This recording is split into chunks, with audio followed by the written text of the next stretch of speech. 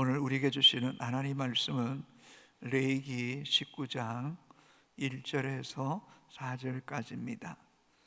제가 가진 성경으로 175쪽입니다. 레위기 19장 1절에서 4절까지 우리 같이 한 음성을 읽겠습니다. 여호와께서 모세에게 말씀하여 이르시되 너는 이스라엘 자손의 온 회중에게 말하여 이르라. 너희는 거룩하라. 이는 나 여호와 너희 하나님이 거룩함이니라. 너희 각 사람은 부모를 경외하고 나의 안식일을 지키라. 나는 너희 하나님 여호와이니라. 너희는 헛된 것들에게로 향하지 말며 너희를 위하여 신상들을 부어 만들지 말라. 나는 너희 하나님 여호와이니라. 아멘. 어저께가 어버이날이었고 오늘은 교회가 어버이 주일로 지킵니다. 오늘의 자녀들을 건강하게 올바르게 곱게 정말 잘 양육해 주신 우리 믿음의 부모들에게 진심으로 감사를 드립니다. 이 세상에 많은 역할이 있는데 그 역할 가운데 부모의 역할이 가장 어려운 것이 아닌가 하는 생각을 갖게 됩니다. 그 가운데서도 자녀를 양육하는 일은 정말 더 어렵고 힘듦을 우리가 깊이 경험하게 됩니다. 자녀들을 통해서 기쁨과 감사함을 얻기도 하지만 때로는 자녀가 그저 마땅히 이 길이 옳고 복되고 생명길임에도 불구하고 그 길을 거부하고 억지를 부리고 제 고집대로 살아갈 때면 부모의 마음이 얼마나 속이 상한지, 무슨 말하고 싶어도 또 말도 잘 못할 때의 마음이 무너지는 것 같습니다. 그러다가 자식이 잘못되거나 실패해서 울고 자포자기할 때면 부모의 마음은 간담이 녹는 것 같습니다. 그래서 부모 역할, 또 자녀를 키우는 일이 제일 힘든 것이 아닌가 하는 생각을 갖게 됩니다. 그러나 돌이켜 생각해 보면 우리 자신들도 부모에게 있어서 기쁨이 되고 사랑이 될 때도 있었지만 부모의 속을 썩일 때도 참 많았던 우리들이 아니었던가. 때로 우리가 실패하고 절망하고 주저앉을 때는 우리를 바라보시면서 한없이 눈물을 흘리고 아파하며 잘 되기를 원했던 그 부모님 생각할 때에 한편 우리의 마음 뭉클하고 또 죄송스럽기도 한 마음을 갖게 됩니다. 어버이 주일이지만 우울한 소식과 통계를 접하게 됩니다. 한국의 노인들이 경제협력개발기구인 OECD 회원국 가운데 가장 고단한 노후를 보낸다는 조사 결과가 나왔습니다. 2019년 OECD 평균 노동시장에서 은퇴하는 나이가 남성은 65.3세, 여성은 63.6세로 은퇴하는 것으로 나타났습니다. 그런데 한국 남성은 72.9세, 여성은 73.1세가 되어서야 노동시장에서 은퇴하는 것으로 나타나 다른 나라보다 무려 10년 더 가까이 일을 하는 셈입니다. 노동, 일이 좋아서 자발적으로 은퇴를 늦춘 것이라면 좋으련만 현실은 그렇지 않습니다. 우리나라 노인들이 61.8% 직접 생활비를 벌어야 하기 때문에 일을 놓지 못한다는 것이 한편으로는 마음이 아픕니다. 또 실제 자녀로부터 경제적 지원을 받는 노인은 25.7%밖에 되지 않는다고 합니다. 자녀 10 가운데 채되지 못한 사람만 부모에게 경제적인 도움을 주는 것으로 나타났습니다. 그 결과 OECD 국가 중에 노인 자살률이 가장 높은 나라로 오명을 가지게 되었습니다. 우리나라 자살률 가운데 노인 자살률이 24.7%입니다. 전 OECD 국가 중에 노인 평균 자살률은 11.5%에 불과한데 우리나라 노인 자살률은 2배나 더 높은 것입니다. 노인이 자살을 생각하는 이유에 대해서는 첫 번째, 이 경제적 어려움입니다. 27.7%. 두 번째, 건강의 문제가 27.6%, 부부와 자녀의 갈등 등의 문제가 18.6%로 나타났습니다. 경제적 어려움 때문에, 건강 때문에, 가족 간의 갈등 때문에 우리 부모님들이 자살을 생각하게 된다는 것입니다. 노인 상대 빈곤율을 국제 비교해 보면 우리나라 노인 상대 빈곤은 48.8%, 평균적으로는 12.1%에 불과한데 경제협력기구에 비해서 4배나 더 많게 2명 중에 1명이 경제적 빈곤을 겪고 있다는 것입니다. 펜으로 이렇게 외적인 모습이나 또 겉으로 보기에는 이렇게 큰 어려움을 겪는 것 같지 않아 보일 수도 있겠지만, 그러나 이렇게 실상 삶을 이렇게 깊이 들어가 보면 많은 어른들이 경제적 어려움 때문에 안타까움을 겪고 있다는 사실을 우리 자녀된 분들은 깊이 숙지해야 될 것입니다. 국가적으로 보면 지금의 어른분들이 가장 열심히 일하고 수고하고 땀 흘려서 대한민국 경제를 세계 10위권 안에 이르게 했을 뿐만 아니라 정말 부모님들이 허리띠를 졸라매고 오로지 자식 교육에 온갖 정성을 다 쏟았기에 오늘 이렇게 건강한 가정을 이루게 되었음에도 불구하고 국가나 자녀들이 부모를 깊이 돌아보고 섬기지 못하는 일은 하나님과 사람 앞에 부끄러운 일이라는 사실을 우리는 기억해야 될 것입니다. 오늘 우리가 읽은 레위기 19장은 레위기서 전체를 대표하는 말씀이기도 합니다. 특별히 믿음의 성도가 하나님과의 관계, 부모와의 관계, 이웃과의 관계에 대한 행동 윤리를 잘 가르쳐주고 있습니다. 레위기 19장 1절 2절은 레위기 전체의 주제이요 또 중심적인 메시지입니다. 그것이 뭘까요? 1절 2절 같이 읽겠습니다. 여호와께서 모세에게 말씀하여 이르시되 너는 이스라엘 자손의 온 회중에게 말하여 이르라. 너희는 거룩하라. 이는 나 여호와 너희 하나님이 거룩함이니라. 하나님은 이스라엘 백성들에게 왜 거룩해야 되는지를 분명하게 천명하고 계십니다. 너희는 거룩하라. 이는 나 여호와 너희 하나님이 거룩하니 너희도 거룩해야 된다는 것입니다. 우리 하나님은 거룩하신 분입니다. 흠이 없고 완전하신 분이기에 그분을 믿고 따르고 섬기는 성도는 거룩해야 된다는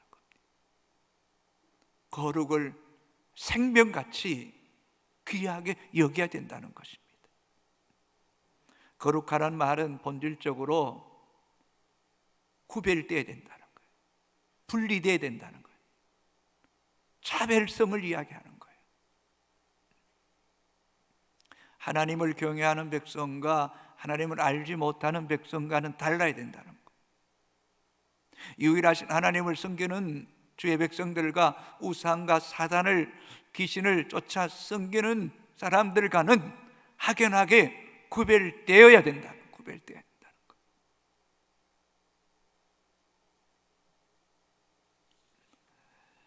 그 이유는 첫째는 하나님이 거룩하기 때문이고, 두 번째는 이방인들은 하나님을 알지도 못하고 주의 법도와 규례도 모르는 사람들이고, 우리는 하나님을 알고 또 하나님이 우리에게 이렇게 명령하셨고 주의 규례와 법도를 우리에게 명하셨기 때문에 그 규례와 법도를 알고 지키는 성도는 거룩함이, 구별됨이, 분리됨이 마땅하다는 거예요. 여러분, 그렇지 않습니까? 하나님도 모르고 하나님의 규례도 모르는 사람들은 거룩할 수 없겠지만, 우리는 하나님을 알고 하나님이 주신 규례와 법도를 우리가 받고 살아가는 우리는 달라야 된다는 거예요. 37절 같이 읽습니다. 너희는 내 모든 규례와 내 모든 법도를 지켜 행하라. 나는 여호와니라. 아멘. 그런데 실상 우리 삶의 현장에 보면 하나님 믿는 사람이나 믿지 않는 사람이나 별반 다를 게 없다는 거잖아요. 그래서 비난받는 거잖아요. 그것은 다르게 표현하면 우리 그리스도인들이 하나님의 규례와 법도를 무시한다는 거예요. 지키지 않는다는 거예요. 그러니 구별되지 않는다는 것입니다. 레위기 19장은 출애굽기 20장에 나오는 10계명을 보다 확대 해석해서 좀 더 우리의 실질적인 삶의 행동의 지침을 구체적으로 적용하라는 말씀입니다. 그런데 이 레위기에서는 출애굽기 20장에 나오는 10계명의 순서의 틀을 완전히 깨뜨려 버립니다.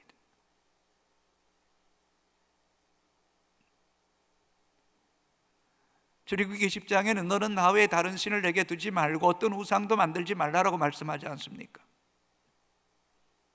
그러나 놀랍게도 레위기 19장 3절에 이렇게 기록합니다. 같이 읽습니다.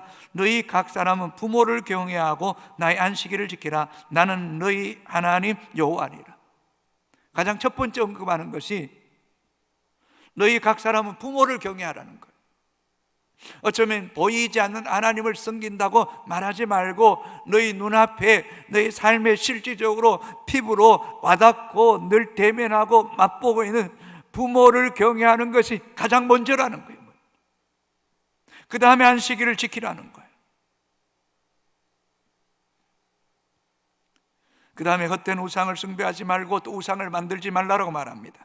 4절 같이 읽어볼까요? 너희는 헛된 것들에게로 향하지 말며 너희를 위하여 신상들을 부어 만들지 말라. 나는 너희 하나님 여호와니라. 완전히 순서가 바뀌어져 있어요. 그 다음에 도둑질하지 말고 서로 거짓말도 하지 말고 하나님의 이름을 욕되게 하지 말라라고 말씀합니다. 레위기 19장 11절 12절 같이 읽습니다. 너희는 도적질하지 말며 속이지 말며 서로 거짓말하지 말며 너희는 내 이름으로 거짓 맹세함으로 내 하나님의 이름을 욕되게 하지 말라. 나는 여호와니라. 왜 이렇게 부모를 경외하고 라는 것을 가장 먼저 언급할까요? 부모를 경외하고 공경하는 것 압니다. 그러나 많은 자녀들이 이 일을 가장 소홀히 한다는 겁니다. 부모를 홀대하고 냉대하고 무시하는 경우가 너무 많기 때문에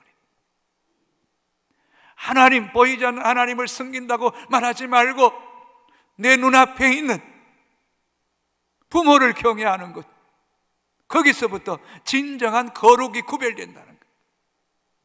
불신자와 그리스도인, 우상 숭배하는 사람과 하나님을 경외하는 사람의 구별, 분리, 차별은 성도가 어떻게 부모를 대하는가, 거기서부터 시작된다는 거예요.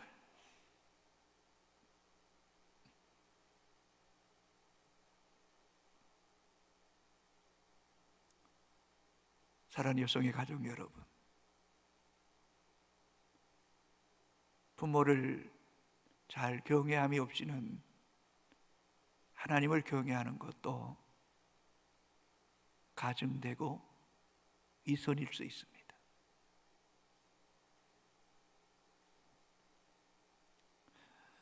출애굽기에서는 부모를 공경하라고, 또 에베소서 6장에서도 내 부모를 공경하라고 말합니다. 그런데 왜 레위기 19장 3절에서는 부모를 경외하고라고 말합니까?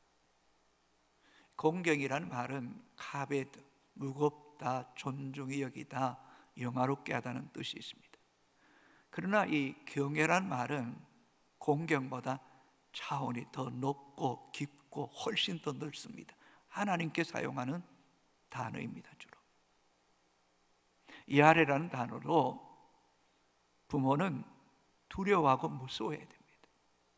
그리고 부모를 존경하고 귀히 여겨야 됩니다. 받들어 섬겨야 된다. 곧 하나님 섬기듯 섬겨야 된다는 겁니다. 그럼 왜 레위기서는 하나님과 동등되게 경외하고 하나님을 높이는 만큼 부모를 높이고 섬기라고 말씀할까요? 성경을 읽고 깊이 연구해 보면 그게 하나님 비밀이 있어요. 하나님이 인간의 생사하복을 주관하듯이 부모에게 축복권과 저주권이 있다는 사실을 알아야 되는 거예요. 하나님이 어머니를 통해서 우리를 창조하고 하나님과 함께 우리를 창조하고 우리를 키우지만 하나님은 아버지와 함께 자녀를 축복하신다는 것.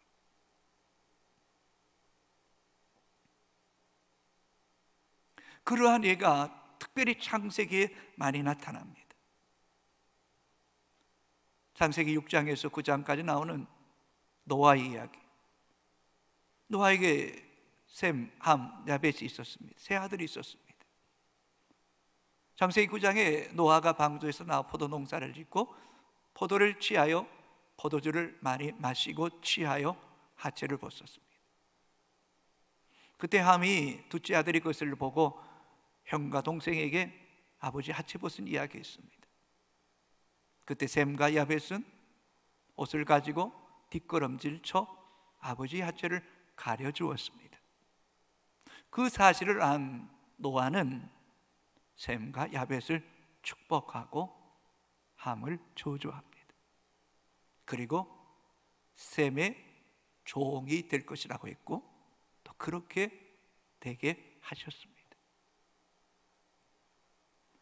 창세기 27장에도 이삭이 나이 많고 눈이 흐려 떠날 날이 가까웠음을 알고 에서에게 사냥하여 별미를 가져오면 마지막으로 아버지가 아들을 위해 축복하겠다고 말합니다. 그때 리브가가 엿듣고는 리브가가 야곱을 더 사랑했기에 야곱에게 염소 새끼 털로 분장시키고 별미를 만들어 아버지로부터 야곱이 축복을 가로채게 했습니다. 이삭이 야곱을 축복하고 난 후에야 에서가 사냥하여서 별미를 만들어 아버지에게 가져갔더니 아버지가 깜짝 놀랍니다. 이미 야곱이 장자의 축복을 가로챈 겁니다. 그때에 에서가 얼마나 울며 통곡하는지 창세기 27장 34절 35절 같이 읽습니다. 에서가 그의 아버지의 말을 듣고 소리 내어 울며 아버지에게 이르되 내 아버지여 내게 축복하소서 내게도 그리하소서 이삭이 이르되 내 아우가 와서 속여 내 복을 빼앗았도다. 소리내어 옵니다. 내 아버지여, 내게도 축복하소서. 그리하소서. 축복하소서. 여기에서 중요한 진리가 있습니다. 이삭, 리브가, 에서, 야곱 모두가 믿었던 것이 있습니다. 아버지가 축복하면 그 축복이 자식에게 그대로 임한다는 믿음입니다. 이삭도 그렇게 믿어요. 리브가도 믿어요. 에서도 믿어요. 야곱도 믿은 거예요. 마치 아버지의 축복을 받지 못한 것은 자기에게 주어질 복을 다 빼앗긴 것처럼 내 복을 빼앗았습니다. 내 아우가 속에 복을 빼앗아갔다고 이삭이 말하는 거예요.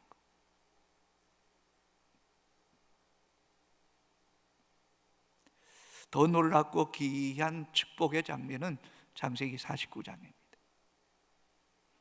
야곱이 140세, 곧 이스라엘이죠. 140세가 되어 늙고 눈이 어릴 때에 떠날 날이 가까웠을 때에 그가 12자녀를 위해 애원적인 축복을 합니다.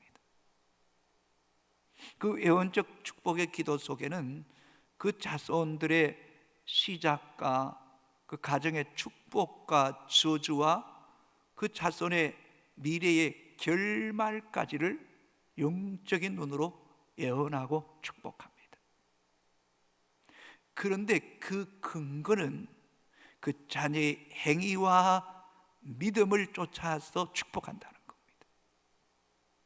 여러분 기억하세요. 구원은 믿음으로 얻지만 하나님의 복은 행위로 얻는 거예요. 삶으로 얻는 거예요. 자, 창세기 49장 3절 4절 같이 읽습니다. 르벤아, 너는 내 장자요, 내 능력이요, 내 기력의 시작이라. 위풍이 월등하고 권능이 탁월하다마는 물의 끓음 같았은즉 너는 탁월하지 못하리니 내 아버지의 침상에 올라 더럽혔음이로다. 그가 내 침상에 올라섰던. 르벤 장자예요. 능력이 있어요. 기력이 시작이고 위풍이 당당하고 탁월해요. 물을 끓음 같다. 이것은 변덕스럽다, 음탕하다, 경솔하다, 경박하다. 왜요? 아버지의 첫 비라를 통과했어요. 그러니 장자의 명분을 빼앗긴 거예요. 탁월하지 못할 것이라는 거예요. 반대로 유다를 향하여 이렇게 축복합니다. 8절 같이 있습니다. 유다야, 너는 내 형제의 찬송이 될지라. 내 손이 내 원수의 목을 잡을 것이요 내 아버지의 아들들이 내 앞에 절하리로다. 유다야, 너는 찬송하리로다. 축복하는 거예요. 칭찬하는 거예요. 요셉이 구덩이 던져졌을 때에 요셉을 건져서 애굽에 팔자고 한 사람이 유다예요. 곡식 사러 갔다가 시몬이 붙잡혀서 나오지 못할 때 다시 아버지에게 곡식 사러 가서 베냐민을 데려가서 시몬도 데리고 오겠다고 그 일에 문제가 생겨 자기가 다 책임지게 희생했어요. 그럴 때 하나님께서, 여러분 10절 같이 읽겠습니다. 규가 유다를 떠나지 아니하며 통치자의 지팡이가 그 발 사이에서 떠나지 아니하기를 실로가 오시기까지 이르니 그에게 모든 백성이 복종하리로다. 이 유다 지파를 통해 남유다의 왕위가 끊어지지 않을 뿐만 아니라 예수 그리스도를 이 땅에 보내시고 모든 흑암의 세력을 멸하시고 왕권의 지팡이를 가지고 통치하는 주님 오실 때까지 왕위를 이어갈 것인 어마어마한 약속의 복을 받은 거예요. 성도 여러분, 특별히 하나님을 잘 경외할 뿐만 아니라 부모를 잘 경외하고 공경하십시오. 그것이 여러분에게 엄청난 복입니다. 또한 부모된 여러분, 여러분에게 제사장적 축복권이 있음을 잊지 마십시오. 그래서 항상 자녀들을 껴 두 손 들고 기도할 수 있게 되기를 주의 이름으로 축복합니다. 그래서 여호와께서 그 얼굴을 향하여서 너를 지키시기를 원하시며 복부시기를 원하시며 은혜 베푸시기를 원하시며 평강 주시기를 원하시는 그 여호와의 이름으로 축복하십시오. 믿음대로 되게 하시는 은혜가 있게 되기를 주의 이름으로 축복합니다. 얼마 전 아들이 목회 현장에서 부모에게 영상으로 서로 인사하며 하는데 새벽에 와서 자신의 머리 위에 손 얹고 기도해 준 것이 얼마나 고마운지 모르겠다는 표현을 하는 것을 들을 수 있었습니다.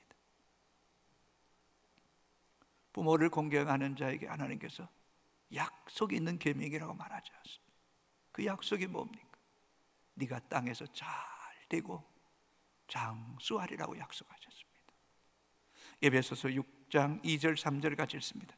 믿음으로 읽습니다. 시작. 내 아버지와 어머니를 공경하라. 이것은 약속 있는 첫 계명이니 이로써 네가 잘 되고 땅에서 장수하리라. 아멘. 여러분, 효도는 대물림 되는 겁니다. 불효도 대물림 되는 겁니다. 왜냐하면 효도도 보고 배우기 때문입니다. 부모가 자신의 부모에게 효도하는 것을 보고 배운 자식은 부모에게 효도합니다. 부모가 자기 부모에게 불효하고 거역하고 예민하면 그 자식이 그 부모의 거역하고 예민하는 걸 다 보고 배우는 거예요. 오늘 이 시대에 불행한 일이 있다면 효도하는 것을 못 본다는 거예요. 어떻게 부모를 기쁘게 하는지를 가르치는, 실행하는 사람이 없는 것이 불행한 거예요. 그러면 어떻게 할까요? 그 부모는 절대로 자식에게 효도를 받을 수가 없어요. 그래서 지혜로운 부모는 자기의 부모를, 할아버지 할머니를 공경할 때는 그 자식 보는 데서 해야 돼요. 자꾸 가르쳐야 돼요. 그럴 때에 그것이 단순히 효가 아니라 이 땅에서 잘 되고 장수하는 복을 하나님이 허락해 주실 줄로 믿습니다. 그래서 믿음의 부모는 하나님을 높이고 경외할 만큼 우리의 중심에서 부모를 경외하고 높여야 돼요. 마태복음 15장에 부모를 공경하라, 부모를 욕하는 사람은 반드시 죽여야 한다 말씀하시면서 부모님께 드릴 것을 하나님께 드림으로 부모에게 드리지 않아도 된다. 유진 피터스는 메시지 성경에서 사기꾼이라고 말합니다. 도둑놈이라고 말합니다. 기억하세요? 하나님 섬긴다는 맹목 아래 부모 섬기는 걸 곧 소홀히 여기고 애매라는 것은 사기꾼이라는 거예요. 어디 하나님 목전에서 그런 사기꾼 행세를 하는 거. 부모는 천륜이에요. 부모와 자식은 언약의 관계. 이건 파괴할 수 없는 거예요. 부정할 수 없는 거예요. 부정해도 하나같이 부모예요. 하나님이 주신 거예요.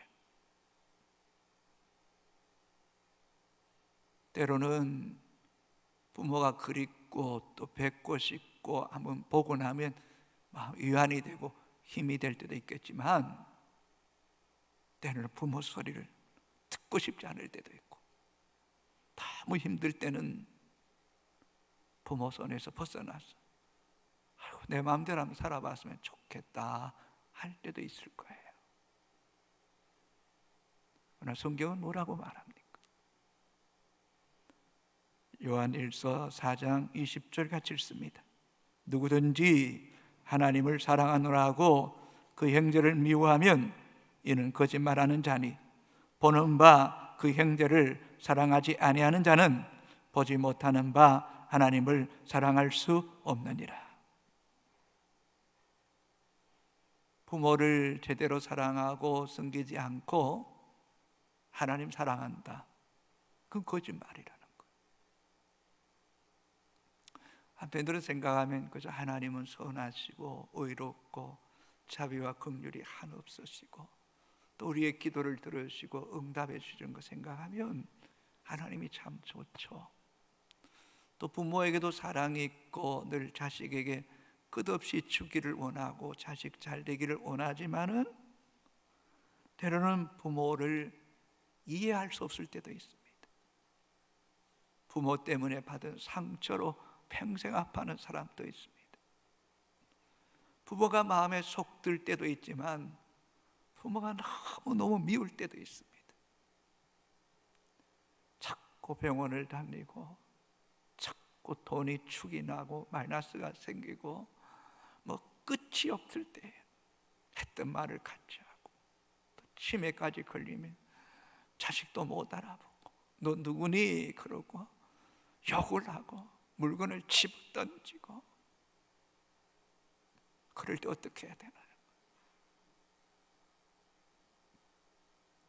어쩌면 그때가 하나님 우리의 중심을 보실 때예요. 어쩌면 그때가 내가 자식 때문에 진정한 도리를 할 때가 그때 아니겠어요? 그때. 어쩌면 그때를 통해서 하나님 우리의 성품을 단련하시고 또 부모의 마지막 그 죽음의 여정을 통해서 우리 인생이 어떻게 결말이 나고 또 우리의 영혼이 어떻게 준비되어야 되는가를 또 그 순간에도 우리를 가르치는 거예요. 우리를 훈련시키는 거예요.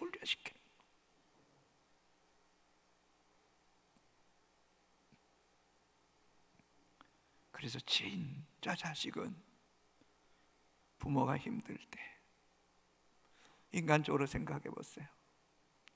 정말 평생을 자식에 살고 병들고 가난하고 외롭고 아무도 없을 그때에 자식이 묵묵히 부모 곁을 지키고 돌아보고 섬길 때 그때서야 우리 하나님이 아들아 딸아 잘한다. 우리 부모가 아들아 딸아 고맙다. 네가 잘 되거라.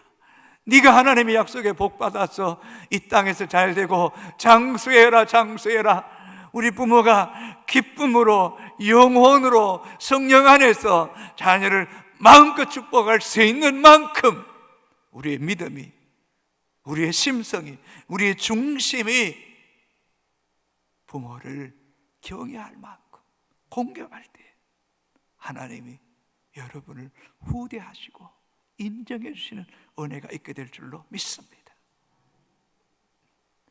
그래서 골로새서 3장 23절에 보면 무슨 일을 하든지 마음을 다하여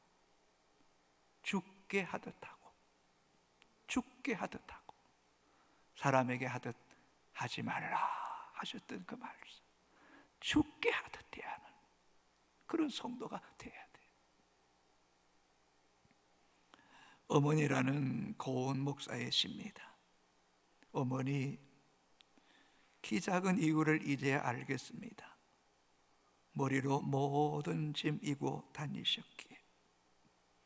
어머니 몸 야인 이유를 이제야 알겠습니다. 먹을 만한 것은 자식에게 다 주고 입맛 없다시며 허리띠 졸라 매셨기에. 어머니 병드신 이유를 이제야 알았습니다. 우리 아플 때 주님 이 아픔 내게 주시고 내 건강 아이에게 주십시오 기도하셨기에. 어머니 정신없으신 이유를 이제야 알겠습니다. 자식들 목 다 챙기시느라 자신 못 잃고 살으셨기에. 어머니 서둘러 이 세상 떠나 하늘나라로 돌아가신 이유를 이제야 알겠습니다.